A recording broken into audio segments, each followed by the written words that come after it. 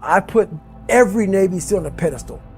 It's easy to do. It's easy to do. You read the books about them, you see movies about them, superhuman.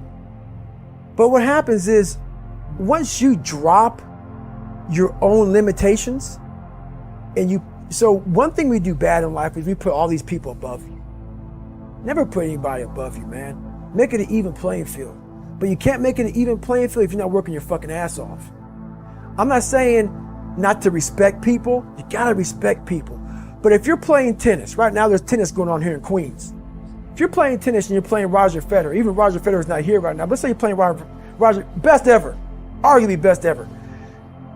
But I'm fucking good at tennis. But Roger's the best ever. That's in my fucking head.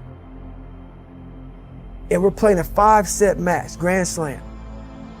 Before Roger serves the ball, first serve of the game, first serve, set 1, game 1, first serve.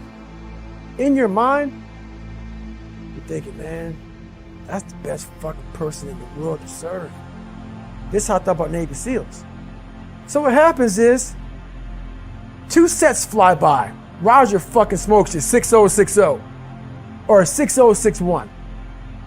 You're like, wow, man, I can play with this motherfucker. But by the time you realize you can play with Roger Federer, It's too late. it's too late. So that's what I mean by that. Don't go into any competition of life, physical, mental, emotional, whatever it may be, too late. You gotta try so hard. Know that you've worked hard as fuck to be on the even playing field. So I did that. So once I did that, your eyes open up. So now you don't see Roger Federer as Roger Federer. You see him as a fucking tennis player. So now you're competing on the first serve. So you give yourself a chance to win. So when I went to Navy SEAL training after my first Hell Week, second Hell Week, third Hell Week, it's like, man, I can compete with these guys. Not only compete with them, I'm gonna go another level. Because I started seeing I put these guys and a lot of people on a pedestal. But it also hurt me. It hurt me too, because when you put people on a pedestal, you expect people to be at a certain level. So I was living off of, wow, all these mythologies of what a special forces guy is. You get up, you don't sleep, you run on broken legs, I'm just like, I really fed into all that shit, man. So it actually helped make me who I am. But I started looking around, seeing, man, these are really, a lot of them are normal fucking guys. And that disappointed me, but it shouldn't have. My expectations were of myself. I was grouping everybody. So that's where I realized being uncommon amongst uncommon, it's really about yourself. It's you against yourself. It's not you against them. But it sounds like that because really these guys are uncommon. Once you become a Navy SEAL or whatever you become, a big CEO, you're now common again. So everybody looks at these guys as uncommon. But once you become one, we're all guys again. We're all in the same group of guys. We're all in the same fraternity. So how do you separate yourself from the best?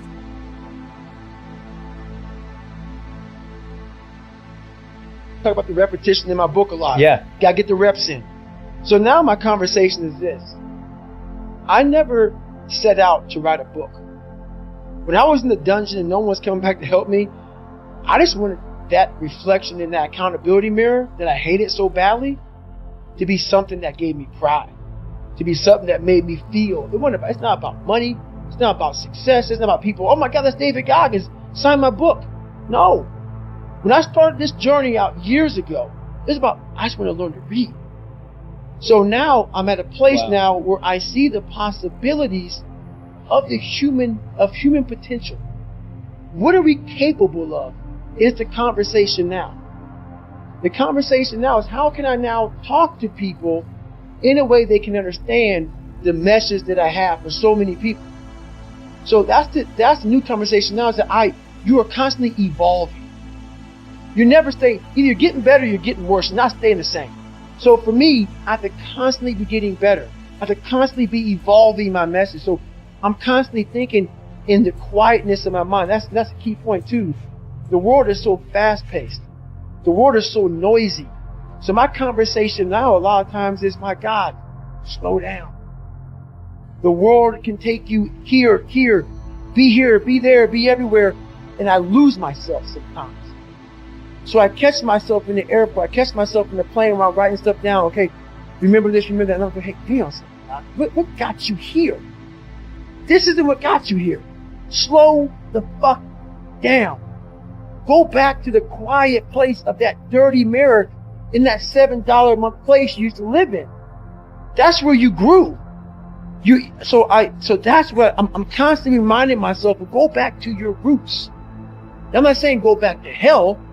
I'm saying don't forget where you come from. As you start to explode out of the gate when you become someone, my conversation is, do not forget your roots. Do not forget your roots. Don't let this become so big that you lose yourself amongst the noise. Go back to the quietness of what made you successful. That's the conversation. It's a constant reminder.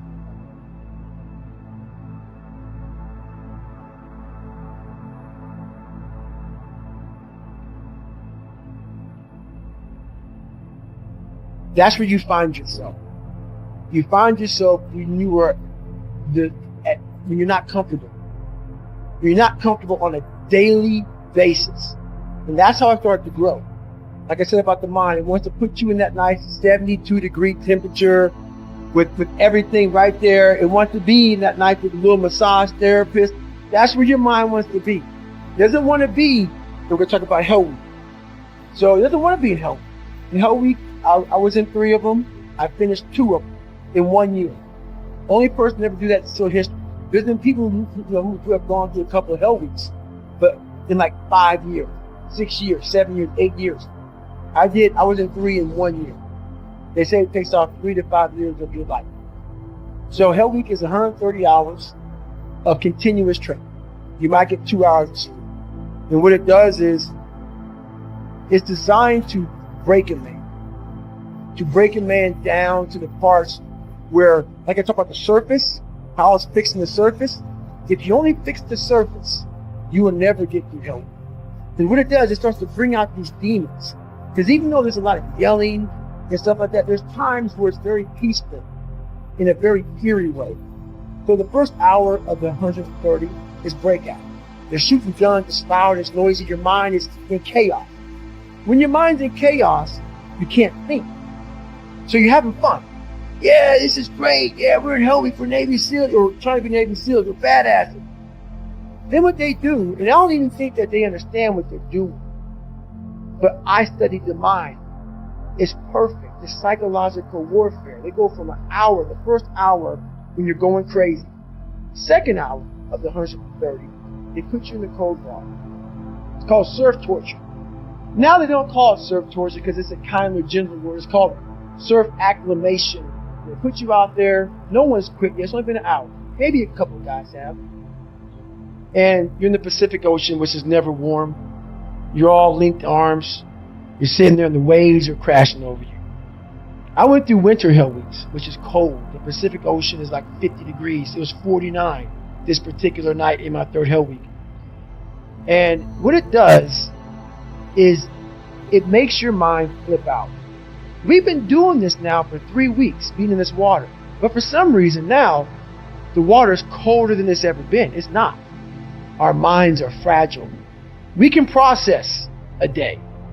It's hard to process 130 hours. There's no end. There's no end. So the mind starts to ramp up. So you're sitting there, it's quiet, no one's yelling at you, you hear the ocean, shh, shh, and you're freezing. And your mind goes spastic, starts to think, how about another 129 hours? You're not going home, you're getting yelled at, you can be frozen. So you panic, you freak out, and you want to quit. What I realized about the mind is those people who can be in that time and embrace that time and be in that moment and not allow the mind to go to 129 hours on hour 1. It's the control that we don't have in our minds.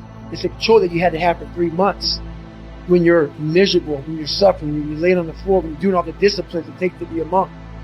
You cannot think about the whole process. It will make you, it will make you so insanely crazy. It's impossible. It's inhumane what I'm about to do to myself. You have to be able to break all these big, humongous, painful things in life down to the smallest molecule. That's all the brain can handle. The brain can't handle hours and hours and hours of suffering. But it can handle right now, I'm in the Pacific Ocean. And it's very cold. And this is what I'm doing. Don't think about the rest of it. So that's what I learned from Hell Week. That's what I learned from being in 3 Hell Weeks. That's what I learned from all the military. I went to Ranger School. I went to all these different schools to learn all of that. To learn how the mind processes. So I talk about theorists. I talk about practitioners. A theorist is a person who reads a book, doesn't do it, reads a book, learns about something, and then talks about it. A practitioner is myself. A practitioner is a person like me. I wanted to be an expert in the mind, a mental toughness guy, beyond mental toughness. The only way to do that, in my eyes, is to put yourself in hell. Put it in hell repeatedly. Repeatedly put yourself in hell and study how you process it. And that's how I was able to come up with all these different ways, all these different tools to slow the mind down in hell. Because the mind just speeds up. The mind wants to get out of the painful situation, the suffering. It can't process it. So that's what I realized by going through all these different processes of being in Hell Weeks. There's some times where the mind gets overwhelmed and you cannot slow it down. But by these certain tools I developed, by now allowing your mind to get away from the moment, you have to think about the exact moment that you're in. But I saw when I was younger, the moment became too big. When it became too big, I spazzed out and I would quit. But now I don't think about even like an hour from now, I'll be eating. I don't even go there. Because then your mind, no, we must embrace this, because now you have to be a leader in this moment. It's not about you just getting through it. I had 5 guys, and 6 including me, in my boat crew. Now I was the boat crew leader.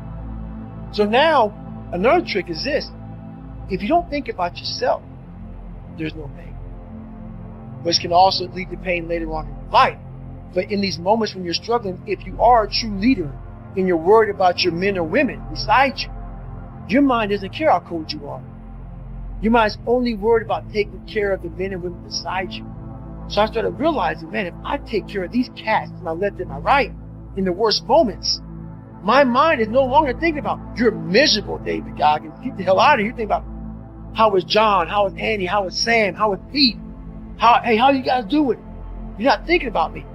So there's so many things you can do to get outside your own head to then allow your body to just be like, hey, we're just a machine. But you have to let your mind be able to process all these different tactics to do that. Take a different vantage point in life. When you are in the hell, you can't see the beauty of being in it when you're in it. Get on top of that mountaintop in your mind. Get on top of that mountaintop and look down on what you're doing. You can see a whole different world, and that world is beautiful. But you gotta get a different vantage point in the suck. Don't be in it. Spiritually, get out of it. Get that soul. Look down on what you're doing. Be amazed by the process of where you're at now and where you came from.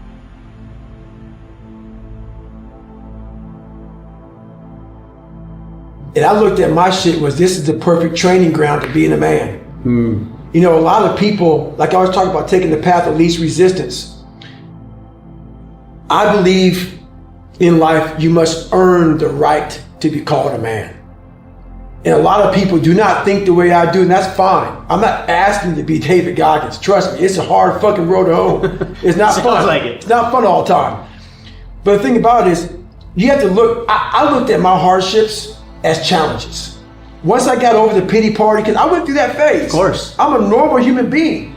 But I realized that got me exactly where I was at, even worse.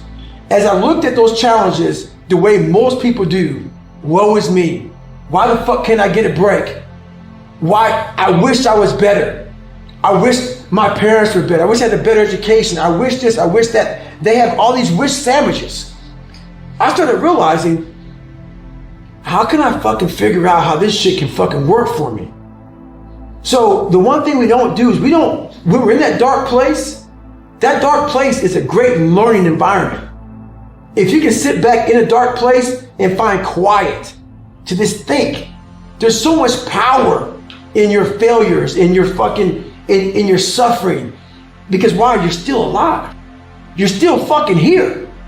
So you gotta look at that shit as, my God, man, this is power, man. Like, now I gotta flip this shit. How many men will be able to do what I'm about to do, what I'm about to try to do? Like, literally, what gave me strength was when I was at the worst of my worst. How many men would even fucking say they want to try to be a Navy SEAL? Right? I'm at the worst spot of my life. Like, I can't even walk down the street, let alone run down the street. And I'm gonna now call a recruiter up and try to be a SEAL. There's a lot of power in that. But people don't see it that way. They see it, man, that's stupid. I had this voice in the back of my head that I kept on running from. I was afraid of the water. I was afraid of dealing with things that made me feel unaccepted. I didn't accept myself. So I kept on going towards things that I felt good.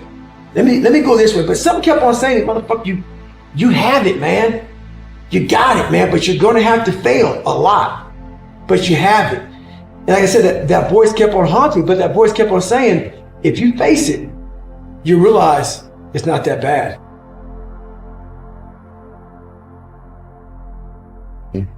I said, I'm tired of feeling the way I feel every day. I'm tired of how I feel. I'm tired of lying to myself, lying to people, and just being some piece of shit. And I always knew in the back of my mind, I could be something special, but I knew the work it was gonna take was gonna kill me.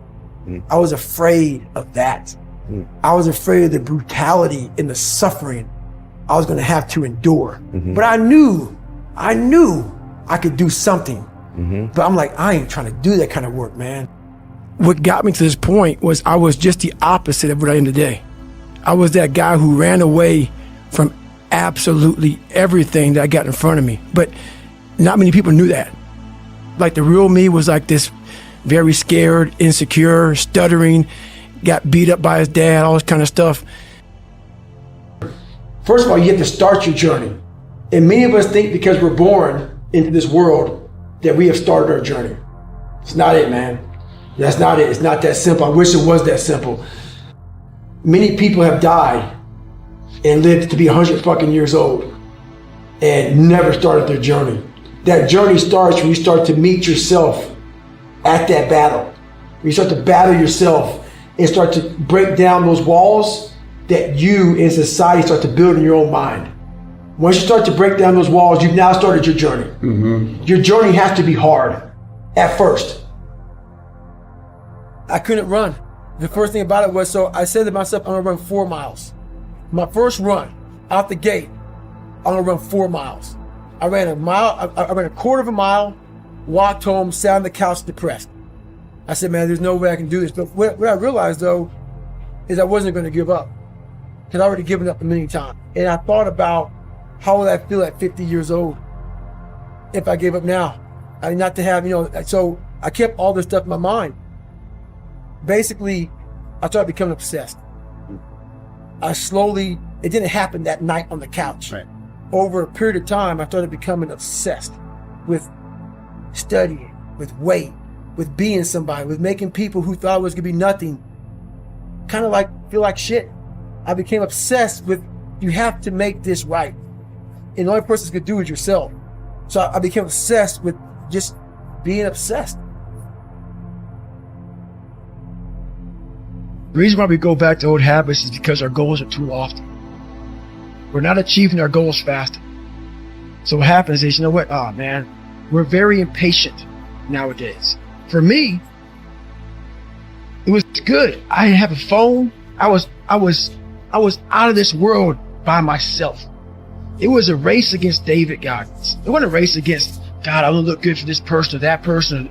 It was me. I got to change myself. So for me, if I lost 5 pounds in a week, I got a feeling. I allowed myself to feel proud of that. I didn't look at, I got to lose 106 pounds. I'm like, man, I went from 297, now I'm 292. In 1 week, man, I'm killing it. We don't we're not proud of ourselves for the small accomplishments. What we need is we need this monstrosity of the thing to happen and say, I did it. Nah. There's a process that you have to go through, and patience is the process. And if you don't have patience, after a week, I haven't lost 30 pounds, man, I'm done. I'm over it. So that's what I found out with people, man. They're not patient enough to realize and to enjoy the moment. Not live in it, just enjoy it. There's no finish line in life. But enjoy that moment. Roger that, man. I lost 5. Let me go 10 next week. So that's the whole thing about it. That's how people lose it. It starts with yourself, man. You got to start diving into those things that you are afraid of. You don't gain confidence by going to the spot that makes you feel good. It's going to be a false reality. And the second life gives you that challenge, all you want to do is go back to what made you confidence or what gave you confidence. Is that happy spot? No. What gives you confidence, what gave me confidence, was spending years at a kitchen table trying to learn how to read and write on my own. Realizing I can't learn the way you learn. I can't. But I can learn. What gives you confidence, not being afraid, is overcoming the fear. I used to stutter severely bad. So right now, I don't know how many people are going to watch this. You know what gives me confidence? Is knowing I no longer care if I sit here and start stuttering to you. Yeah. That's what gives me confidence, is facing these things, overcoming them. And maybe not overcoming them every day, but facing them and facing them and facing them. Pretty soon like this, you know what, man, this is where it's at. It's not in that comfort zone. It's in the discomfort zone is where my confidence is getting built. Mm-hmm. That's where it's getting built. But people want an easier answer. Yeah. There has to be an easier way. There's not. I'm sorry. I searched for it my entire life. You cheated. I did. You lied. I lied. I did everything. And I still felt empty. Mm-hmm. I coach a lot of people nowadays, billionaires, who call me on the phone and say, man, I'm still missing something. It's because they did what they were good at. And they have this beautiful family, 2-3 houses, cars, everything. Has everything in the world. On the outside looking in, like, my God, man, how can you be unhappy? I walk around with the backpack with all my stuff in it, with no car. Right. And I walk around happiest person in the world. Have nothing. Happy as hell. It's because I found out the whole key to life. It's not in all that. You have to face yourself. So many people live to be 100 years old and they die miserable, having everything, because they never examined. I call it my live autopsy. You never examine this. Happiness, peace, enlightenment, it's all up here, man. It's all up here. And when I start talking like this, people go, man, no, it's the truth, man. Yeah, it is true. It's all up here. You just got to be willing to go and face it. And that's the hard part. I saw Rocky train in the movie, but I see what I went through in real life. That movie's a fraction. That all those movies I watched that inspired me, they're all fractions of the real work I put into my life. And I don't ever talk about it enough. The amount of work I put into being who I am, I don't have enough time in the fucking day. Like, I don't talk about it. I don't brag about it. No one even knows about it. Like 99.9% of the shit I did to get to where I'm at today was alone. Alone. Out there running in cold and heat, suffering in pools, trying to swim. At home in a fucking room by myself, trying to teach myself how to read and write, how to study. You know, no one saw that shit. There was no video camera, there was no podcast, there was no Who's David Goggins.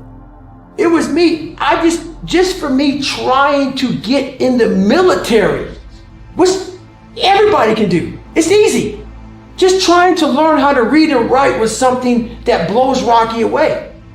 So all these different challenges that I've been through in my life, I've easily, I don't look at that movie the same way, because I'm proud of what I created, but I'm more proud of I created it without an audience, without a cheering squad, without someone like, like you run the Boston Marathon and people love that race. They run so fast because for 26.2 miles, there's a motherfucker just, come on, man, you got it, you can do it. You know who you are when there's no motherfucker out there when you're running. And you're at mile 75 of a 150-mile race, ain't nobody cheering for you. You're broken, you're fucking defeated. It's you and you alone in your fucking head. And I stayed that way for the better part of 30 fucking years, trying to figure this shit out. And once you figure it out, you look at everybody and say, hey, so you're all broken now. Is that how you want to be? Yep. If you can feel, if I could put my brain in your fucking head, you said the same fucking thing. You would no longer think I was fucking crazy. You no longer think I was sadistic. You realize, motherfucker, this guy found it. There has to be something so deep in you that drives you. So what really does it for me is I know what we're capable of. And I know that most human beings aren't willing to go where I am. And that's a very, very dangerous thing. I'm not saying I'm better than anybody else. Everybody has this talent. It's not a talent. It's just realizing that we stop way short of our true potential. So through my life, I realize these things. And I know what gives me fuel is I know that most people who are blessed with so much talent, great parents, great upbringing, didn't come from where I come from. They're going to quit before me. Having all the tools that they have, they didn't have the ability to examine themselves. When you have everything so nice in life, it's great to have a great life. But what happens is you don't self-examine. You don't do a live autopsy.